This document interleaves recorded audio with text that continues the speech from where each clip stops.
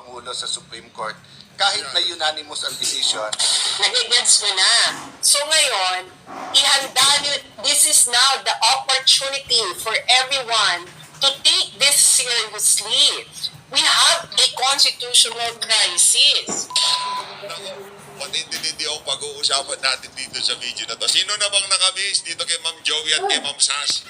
O tagal-tagal na natin di nakikita live dito sa Ma'am Joey at dito sa Ma'am Sas. Dito sa video na to, gagawa nun natin ang reaction video yan. Ayun na nga mga kababayan, bali-balita ako ngayon sa mundo ng social media na talagang magkakarekodin na sa Lunes dyan sa House of Representatives. At dito sa video na to, pag-uusapan nun natin ang mga punto ng vista itong si Senator Alan Cayetano. Tsaka sa naging desisyon na yan, sa Suprema na idineklarang unconstitutional yung impeachment laban dito kay Vice President Sara Duterte.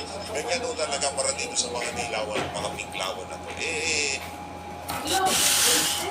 Isang campaign na nakakatulong sa mga nakakaranas ng Mga nilawan, mga pinklawan na to. That's line. Dagdag mo na katotohanan na basura ang impeachment na yan laban dito kay Luisa.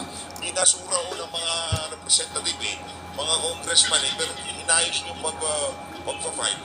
Unang file pa lang, linatag nyo na na maayos. Ang dami nyo kasi gamit yan. So, kailangan muna yung marami yung pakita sa ating mga kababayan na maraming nag-file ng impeachment. Dapat talagang matanggal yung si Sara. Hindi mo pala pwede yun. Pagka meron nag-file, tinanggap ng Secretary General, dapat sampal sa pagmumukha ni Tambal Susyan. Ito mga kababayan, kung bago lang ako kayo sa PH Update, isang like at isang subscribe. Masaya na po tayo dyan at sa mga gusto sumali sa ating community, enjoy po ito na dyan lang sa baba. Ito, rekta na po tayo dito kay Senator Alan Cayetano. Tapos tuloy-tuloy na po tayo dito sa naging live nitong si Ma'am Jo at nitong si Ma'am Sas. Kaugnay dyan sa breaking news. How can you pray to be on God's side? You have to know who He is, Magaling yan. where He is, and anong season ito, saan tayo dinadala. Diba? So yung what, when, where, who, ay napaka-importante in wanting to be on God's side. Of course, it starts with reading His Word, knowing to know Him better, diba? So if someone tells you na, be on God's side, dapat magnakaw ang Pilipinas para yumaman. Alam mo nang hindi God's side yun. Because alam natin na ang Panginoon natin ay hindi nagnanakaw at hindi nagtuturo ng pagnanakaw. So, I say that in context po of wala naman ako official statistic at hindi naman statistics. Hindi naman ako SWS o Pulse Asia. So, hindi ko po talaga alam gaano karami ang natuwa sa Supreme Court decision at ilan naman ang hindi natuwa. I'm referring to the impeachment complaint. Having said that, di ba, kaya nga tayo nag-submit, kaya nga may Supreme Court. Sabi ng iba, check and balance. Yes, ang ibig sabihin po ng check and balance, sa dictatorship kasi, lalo po sa monarchy nung araw, legislative, executive, at judicial, yung three great powers, nasa isang tao lang, nasa isang institusyon. So, ang umuusig, ang nagpro-prosecute or mas masama, persecute, ay siya din nag-judge at siya din ang gumagawa ng batas. Kaya iniwalay po natin yan. Ang nag-execute ng batas ay ang executive. Yung mga kalyanista din sa Imada, makinig kayo ha. Yung mga senador na iyakan, makinig kayo dito kay Senator Alan Cayetano para naman nagpagawa. Ang dami nag-iiyakan yun sa social media. Ituloy ang impeachment. Gusto namin marinig ang mga ebidensya. Ano ebidensya? Yung mga ebidensya, noon pa lang nila makukuha pag nag-umpisa ang impeachment. Wala akong ebidensya. Ano naman ito? Si Mary Chris Piatos, may ebidensya yun. Fictional character na inimbento yun ng House of Representatives.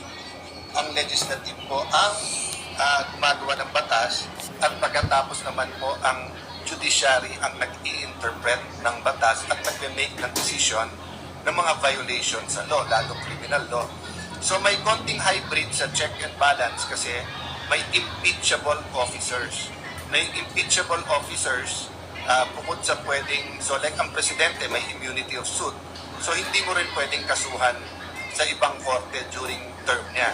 Yung iba, so ibang issue pa yan, no? But generally, around the world, pwede mong kasuhan yung ibang impeachable officer basta wala silang immunity from suit. So in the Philippine context, pareho ng US, yung House ang mag-i-impeachment proceedings ang Senate naman ang magta-trial. Pero kung may question, kung tama yung proseso, kung tama yung charges, kung may jurisdiction, etc., yan po ay sa Supreme Court talaga. Kaya akala ko po at least magiging unanimous po tayo lahat nung meron pong factual na nangyari, which is yung naunang mga impeachment cases na hindi gumalaw sa House, ay Supreme Court magde-decide. So, gulat po ako na marami pa rin credible na lawyers na imbis na sabi hintayin natin ang Supreme Court, let's respect the Supreme Court, bago lumabas yung decision, medyo nagsosoft na, medyo tinitira-tira yung Supreme Court, huwag makialam, nagtanong ng questions, tapos ngayon, ganun na, meron pa tayong isang Madalas ko pong naririnig ang brain fog. Ano po ito at paano ito maiwasan? tapos ngayon, ganun na, meron pa tayong isang how do I call him? Kolumnista at lecturer, pero gusto niyang i-project sarili niya as a political analyst.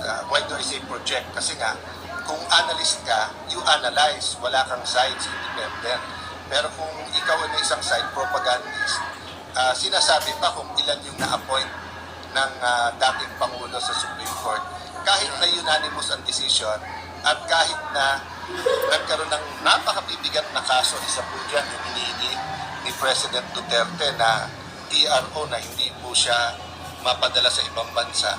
So makikita niyo po na medyo toxic at so political ang ating atmosphere na kahit yung final arbiter ng kung ano ang ating konstitusyon at batas at kung tama yung proseso hindi po na-spare sa tira.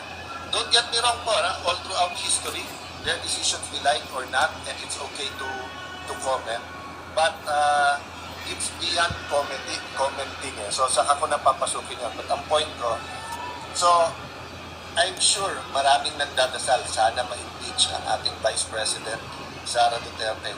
Ang daming nagdadasal, sana po hindi ma-impeach ang ating Vice President Duterte.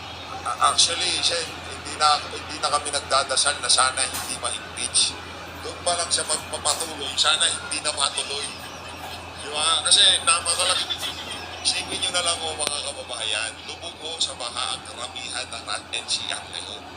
Tapos, imbis na pag-usapan sa media kung paano matutulungan ang ating mga kababayan, ang pinagkakaabalahan nila ngayong mga panahon na to, itong impeachment at yung boxing Torre at itong si Mayor Baste.